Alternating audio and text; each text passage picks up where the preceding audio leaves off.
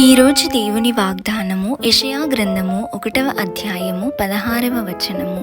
మీ దుష్క్రియలు నాకు కనబడకుండా వాటిని తొలగింపుడి. కీడు చేయుట మానుడి, మేలు చేయ నేర్చుకునుడి. న్యాయము జాగ్రత్తగా విచారించుడి, హింసించబడు వారిని విడిపించుడి. ప్రార్థన. పరిశుద్ధుడవైన దేవా, కృపగల తండ్రి, మీ పాదములకు లెక్కలేని స్తోత్రములు చెల్లిస్తున్నాం ప్రభా. అవును తండ్రి, మా తలంపులలో, క్రియలలో, మాటలలో మేము చేస్తున్న ప్రతి పాపమును క్షమించండి. మాలో ఉన్న దుష్క్రియలను తీసివేయండి. మీ పరిశుద్ధ రక్తముతో మా హృదయాలను పవిత్రపరచండి. ఇతరుల ఎడల కీడు చేయాలి అనే తలంపులు మాలో ఉన్నట్లయితే ఈ క్షణమే తీసివేయండి ప్రభువా. ఎల్లప్పుడూ కూడా మేలు చేయుటను మాకు నేర్పించండి.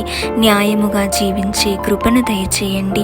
కష్టములలో ఉన్న వారికి, అలాగే యేసయ్య బాధింపబడిన వారికి సహాయమును చేసే మనసును మాకివ్వండి తండ్రి. ఎల్లప్పుడూ కూడా మమ్మల్ని మేము పరీక్షించుకుంటూ, సరిచేసుకుంటూ మీ బిడ్డలుగా పరిశుద్ధమైన జీవితమును జీవించే కృపను మా అందరికీ అనుగ్రహించుమని నజరేయుడైన యేసు నామములో అడిగి వేడుకుని పొంది ఉన్నాము తండ్రి. ఆమేన్.